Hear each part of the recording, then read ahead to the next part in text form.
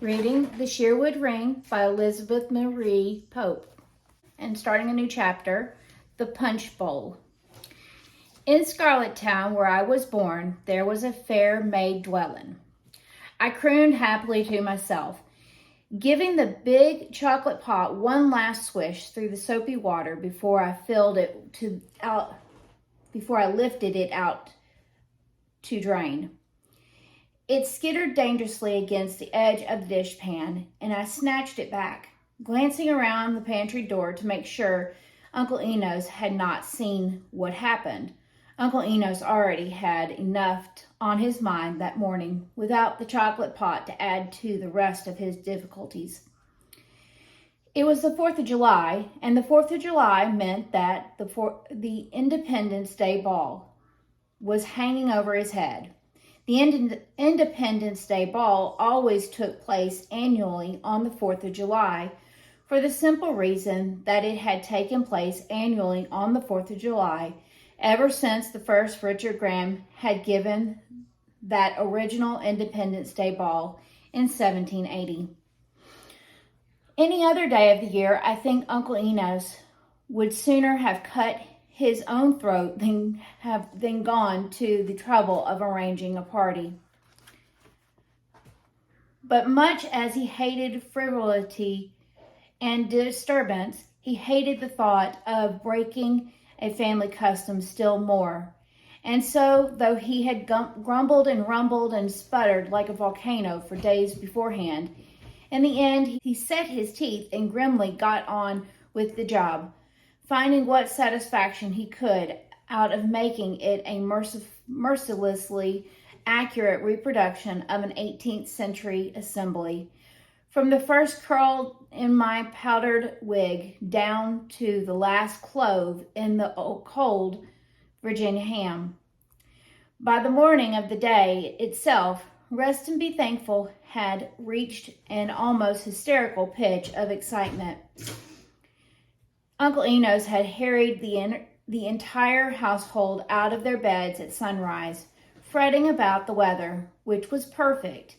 His costume, which we wished to send back because he thought the design on the lace was modern, and the last-minute preparations for the evening, which he changed so often that by 10 o'clock none of us knew whether we were on our heads or our heels. I was in the big pantry off the dining room, washing a set of ancestral china and wondering whether there was any chance of talking Uncle Enos into adding a few modern dances to the relentless program of minutes and Virginia reels he had laid out for the entire entertainment of his company. Through the open door of the pantry, I could see Christopher Seven in the dining room arranging chairs against the wall, and Petunia studying a ladder while Gladiola set fresh candles in the chandelier.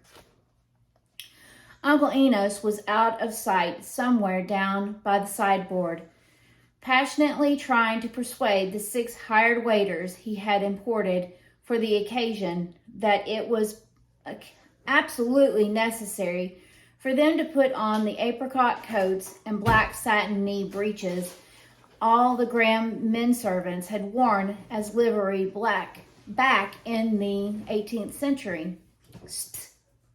Peggy. I spun around so hastily that the chocolate pot skidded out of my hands again and toppled over the edge of the drain board altogether. Pat, outside in the garden, swung himself halfway through the low window, caught it before it fell, and returned it to me. Good Lord, of all people, I gasped. How on earth did you get here? Betsy, he said complacently, climbing up on the windowsill and settling down there comfortably with his shoulders against the jamb. I was going over to do a little work at the Goshen Historical Society, but it seems all the colonials around here are celebrating some sort of local holiday, and the place is closed. Would you care to come for a nice long ride with me instead? There's an old inn over at Chester that I really ought to see." "Ride?" I echoed bitterly. "Have you gone clean crazy, coming straight up to the house like this? There are only 10 people on the other side of that door, if you're interested." "People? I thought it was a herd of maddened elephants," said Pat, cocking his head to listen to the tumult in the dining room. Gladiola was imploring her sister not to joggle the ladder. Petunia was shrilly denying that she had ever joggled anything. Christopher 7 was ordering them to make less noise. The 6 hired waiters were all explaining together that the rules of their particular union did not allow them to wear none of these fancy costumes, and Uncle Enos was instantly frenziedly that they put them on at once if they felt the slightest pride or reverence for the glorious past of their native land. "Oh, a party," said Pat. "Am I invited?" "You couldn't get in," I retorted, laughing. "You don't know what an exclusive and patriotic gathering this is going to be. Uncle Enos has hired 3 large footmen on purpose to make sure that all you redcoats are kept outside." I might have known that was the wrong line to take with him. Pat merely clasped his hands around one knee and began to smile thoughtfully. "3 large footmen, I think you said," he inquired casually. "Now, Pat, please, if you have any ridiculous notion—" "I never have ridiculous notions," said Pat in a deeply injured voice. "I was only going to remark that I'll dance with you before the night has ended." "My proud beauty," he said, and vanished like a shadow over the windowsill just as Uncle Enos appeared at the pantry door. Uncle Enos was looking rather harrowed and tragic and muttering under his breath. Christopher 7, also looking harrowed and tragic, was coming up behind him carrying the great silver punch bowl designed by Paul Revere that Uncle Enos really valued more than anything else in the house. It was usually kept locked up somewhere in his study.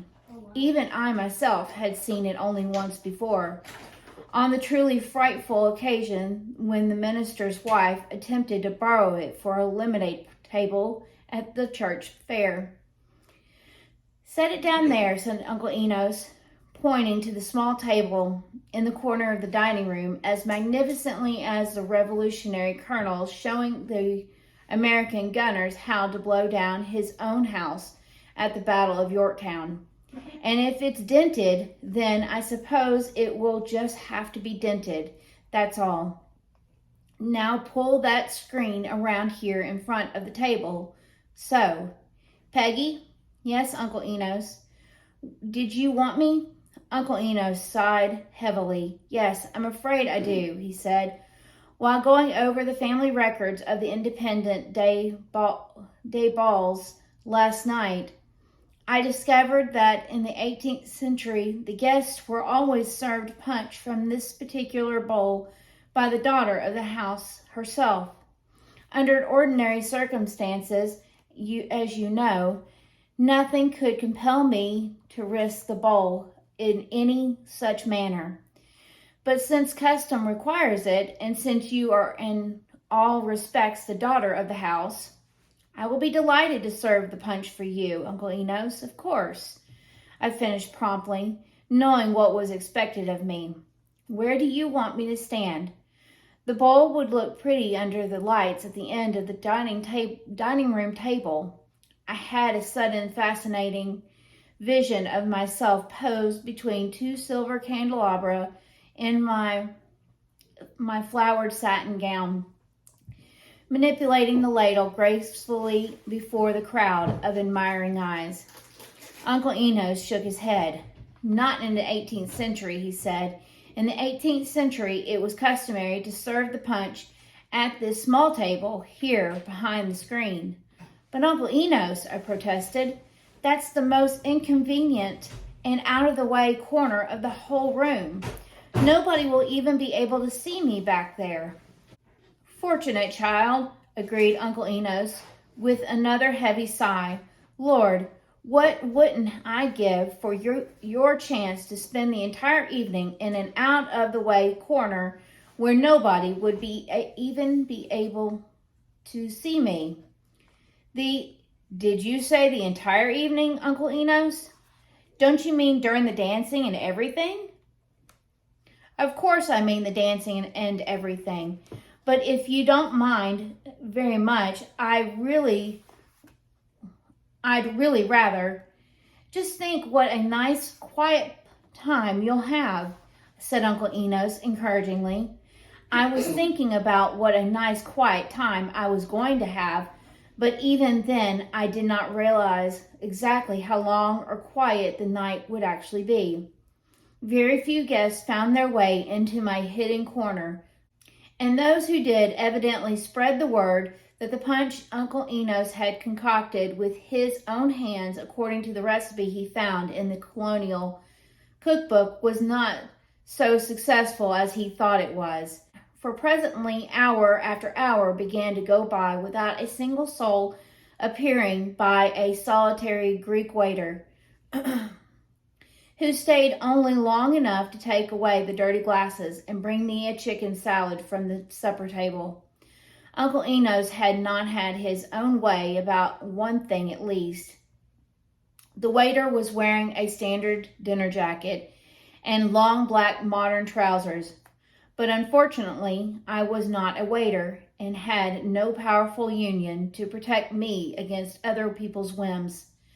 I could hear music and laughter from the far end of the room, and, by leaning forward and craning my neck, could occasionally catch a glimpse of a flashing knee buckle or a brocade hoop skirt swirling past on the terrace or going down the steps to the moonlit garden.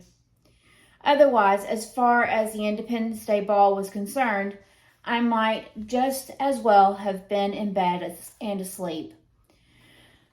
I had my elbows on the table and was about to shed a few miserable, shamefaced tears into the chicken salad when the sound of a light step made me glance up to find a slim young man standing in the shadow of the heavy screen and languidly gazing down at the punch bowl. The inadequate light of the 18th century candles did not reach his face. I could see only that he was taller and slender and rather sloppily dressed. His black satin knee breeches fitted him badly, and the cuffs of his apricot coat came almost to the knuckles of his thin, long-fingered hands. For one moment it flashed across my face that it might be Pat, somehow rigged out in one of the fancy costumes which the 6 waiters had disdainfully left lying in the kitchen. Then the intruder turned, caught my eye on him, and bowed apologetically. "I beg your pardon," he said, in a slow, rather lazy voice I had never heard before. "I fear I was standing here admiring your punch bowl. I had very little chance to examine it properly the last time I saw it." He must, I thought, be one of the young scholars Uncle Enos occasionally permitted to work with his collections. "Oh," I said politely, "you've seen the punch bowl before then." "I saw it," explained the stranger gravely, "on the night I served the punch." I'm afraid you must be mistaken," I corrected him. "At least, Uncle Enos tells me only that the daughter of the house. This occurred some time before your Uncle Enos was born. Well over 150 years ago, to be exact."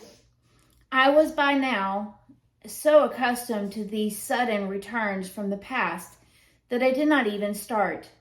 "You're not, by any chance, the fool ancestor who began the fool custom of leaving the punch bowl in this particular corner?" I demanded. "No, only the fool ancestor who didn't get himself hanged on a fool gallows because the punch bowl happened to be in that particular corner," retorted the young man placidly. "At your service, Miss Graham."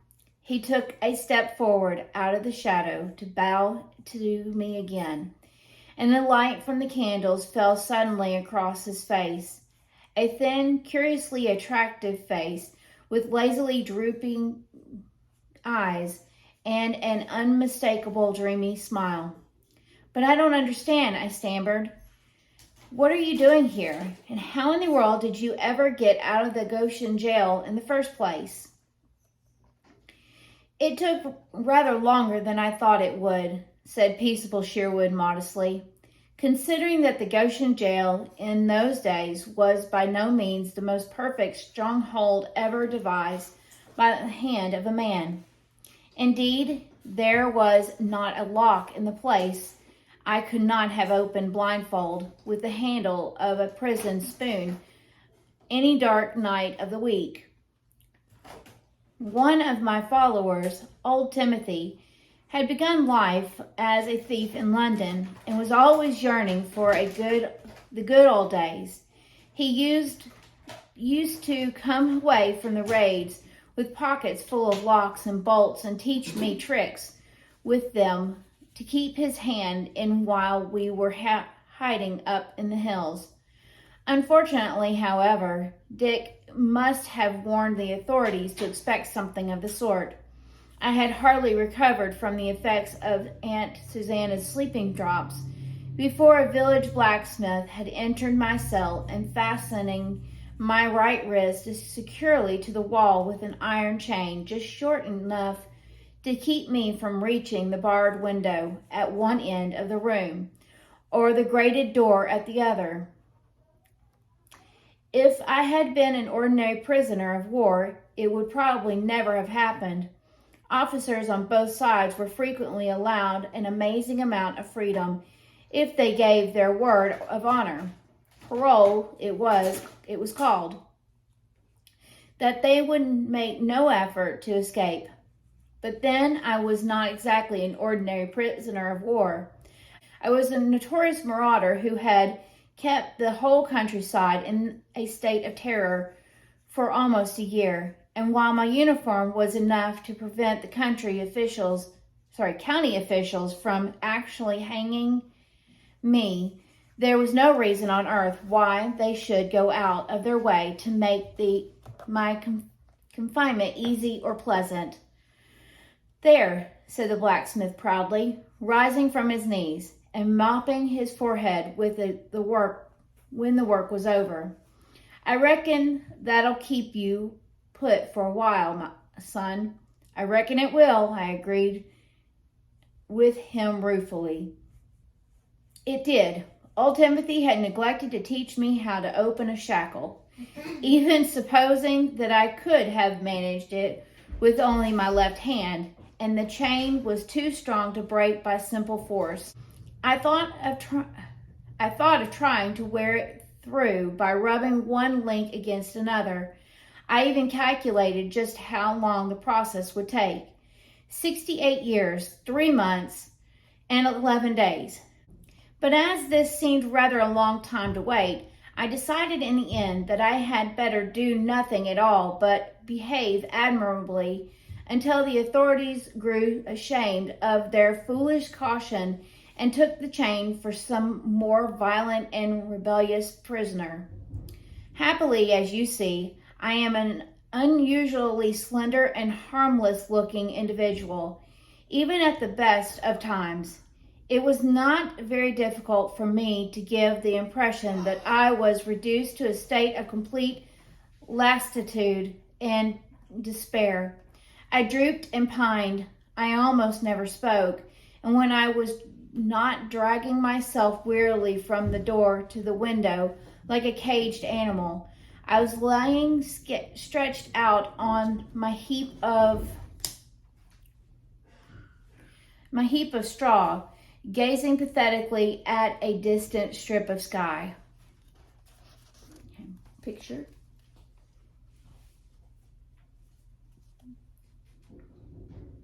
It looks like George Washington. Mm-hmm. It would probably have been even more effective to remain on the straw altogether, but there was no sense in weakening myself so much that I would be unfit for the road when I got to it at last. I worked out the exact distance from the door to the window, and my jailers might have been surprised to learn how many measured miles I actually walked back and forth between the two every day. But I took great care that the jailers never saw anything but a broken spirit creeping in restless misery around the floor. And it was not long before visitors were beginning to ask them almost incredulously if that could really be the notorious Peaceable Sherwood at all. There were a good many visitors to stare at the notorious Peaceable Sherwood. It was years before I could enjoy a wild beast show afterwards, and they were all very much alike. Little wiry men usually asked a jailer why I hadn't been hanged on the spot. Large, substantial ones generally remarked that I didn't look like much of a handful to them. Gray-haired elderly ladies always cried, "Oh, the poor boy," while the young and fluttery type preferred to inquire sentimentally if I truly had to be kept tied up like that. Everybody, without exception, agreed that I was not at all what they had expected, and ended by wondering why such a pother had ever been made about me. Still, I must say for the authorities that they were very slow to relax their vigilance. It was not until the night of July the 3rd that the prisoner I had been longing for finally arrived. An enormous hulking bulk of a man, blind, drunk, and fighting mad. He broke loose at one end of the corridor and dragged 3 guards and the chief jailer all the way down it before he was brought to earth at last, just outside my cell. The chief jailer disentangled himself from the struggling heap and came across to the door. I was stretched out, as usual, on my pile of straw, apparently too listless even to turn my head and look at the riot still going on only 10 feet away from me. The chief jailer watched me speculatively for a moment, nursing a mangled shoulder with one hand and wiping at a black eye with the other. Then he swung around and regarded the new arrival, who was thrashing on the floor like a stranded whale, with one guard holding down his legs and the rest clinging desperately to his shoulders. "Put him in there and chain him up," he ordered curtly. "Yes, that chain, you fool. Do you see any other chain in that cell? Peaceable Sherwood. I'm tired of hearing about Peaceable Sherwood. Turn him loose in the cell for the night. Which one of you said, where will he be by morning? Where does he look as if he's going to be by morning?" I asked. 150 miles away? I was, to be exact, only 7.5 miles away by morning, furiously covering as much highway as I could before daylight made it unsafe for a somewhat bedraggled officer in a British uniform to be seen on the open road. I had headed east and downriver for my old hunting grounds in the hills and forests. Once I got there, it would be a simple matter to slip through the American lines and reach the British Army beyond them at New York. When the sun rose, I struck off into the shelter of the woods, found a brook, stripped off my boots, and broke my scent by wading upstream almost a mile against the force of the current. I knew every nook and cranny of the country so well that I was fairly certain of eluding any human persuaders, but there was always the chance that they might set hounds on me if they discovered my escape while the trail was still fresh enough to follow. It was maddeningly slow going. The brook, though reasonably free from rocks and hidden pitfalls, wound and twisted and doubled on its course so often that I could have made 3 miles on dry land to every one that I made in the water. It was also, I realized with dismay, gradually leading me out of the woods into open fields and cultivated farmland. I could hear a sheepdog barking irritably somewhere far off beyond the trees at my right, and then a distant woman calling faintly, "Boys, boys, hurry yourself. You ought to be dressed this minute." "Coming," answered 2 other voices together, so loud and so unexpectedly close that I jumped and almost dropped one of the riding boots I was carrying under my arm into the water. The boys were evidently swimming and playing by the brook just around the next bend. Another 20 yards and I would have blundered straight into them. I waited until the last sputter of feet breaking through the underbrush had died away, and then crept cautiously forward to find that around the next bend the brook had been dammed to make a quiet pool, pleasantly screened by sumac. Abandoned on the bank lay a chunk of yellow soap, a rough huckleback towel, and a clumsy razor. The boys had been apparently interrupted while they were experimenting with their father's shaving tackle, and had gone away so hastily that they had forgotten to take it with them. The only question was, how soon would they come back for it? The sensible thing to do was obviously to praise heaven for a narrow escape and leave as fast as my feet would carry me. On the other hand, I had not had a proper bath for 6 months. I was shaking with weariness, crawling with mosquitoes, plastered from head to foot with dirt and prison muck. I had never felt so hot or filthy in my life. The boys would surely take some time to dress, and perhaps if I were only quick. Unfortunately, I was not quite quick enough.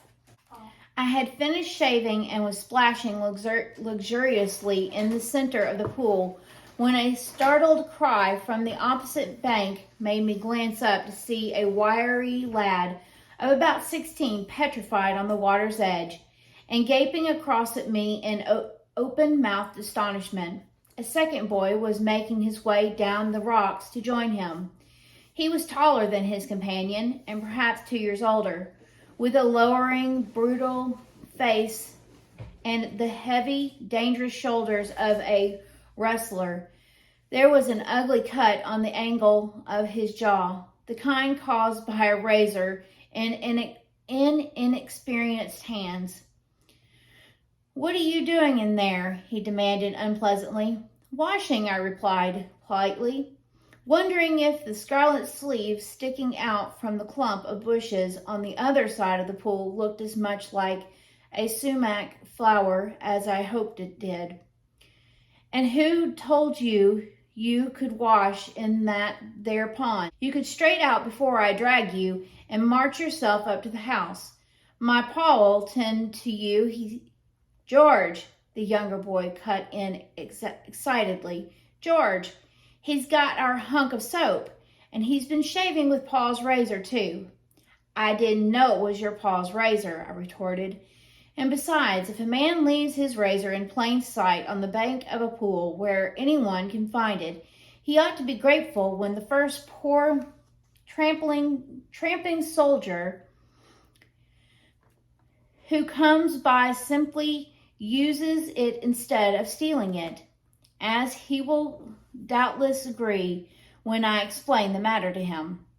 I saw by the glances that the two exchanged that they were not in the least anxious that Paul should learn that his razor had been on the bank of the pool and anywhere else within miles of the place. Reckon we had really ought to take him up to the house, George? Wavered the young one uncertainly. If he's a soldier, like he says, he hasn't done no harm. But George was made of sterner stuff. I don't like his looks, he insisted stubbornly. How do we know he ain't no thief? Or maybe even one of them outlaws broke loose from the Goshen jail. He looks mighty white-faced to be a soldier to me. And anyway, if he is one, why ain't he with the army where he belongs? I'm on my way back to the army now, I replied. It didn't seem necessary to point out which particular army it was. And I wager you won't have any more sunburn than I do if you'd been struck down at Christmas and confined to your bedroom ever since. I've only been able to move about since yesterday. How marvelous a thing is the exact truth properly manipulated. What's your name? Was the next question. William Shakespeare, I retorted recklessly. Never knew anybody named that, said George with suspicion. Leastwise, they ain't no Orange County family I ever heard of.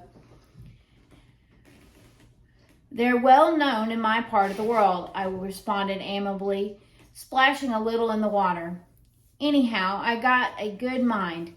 Oh, come on, George, the younger boy interrupted him. Are you going to stand there on the bank gabbing at him all day?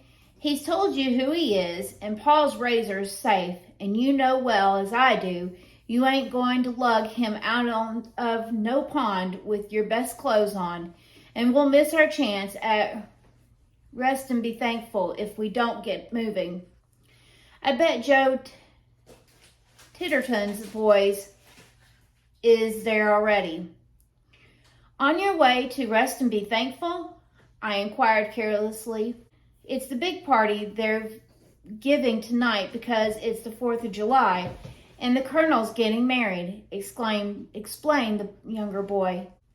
We didn't think they was going to open up the house again till after the war, but Joe Titterton told us that old man Graham got back special for the wedding, and there was guests coming from all over the county, maybe even the general from West Point and everybody, and they was short of help on account of the house being shut up so long and the men away with the army. So maybe we might get in to wash dishes or something, and George reckons we might even get to wait on people if we washed up good and took Paul's razor to shave off his... Oh, shut your big mouth, Johnny, George broke in, red-faced and exasperated. Do you have to tell everything you know? You said we got to hurry, didn't you? And it's for you. He swung around to me. I ain't got no time to fool with you now. But I give you a fair warning to get out of that water and take yourself off to this here property quicker than scat, if you know what you're good for. And with one last glare, he swept the towel and razor into his pocket, took his brother by the shoulder, and tramped him away. Till tomorrow.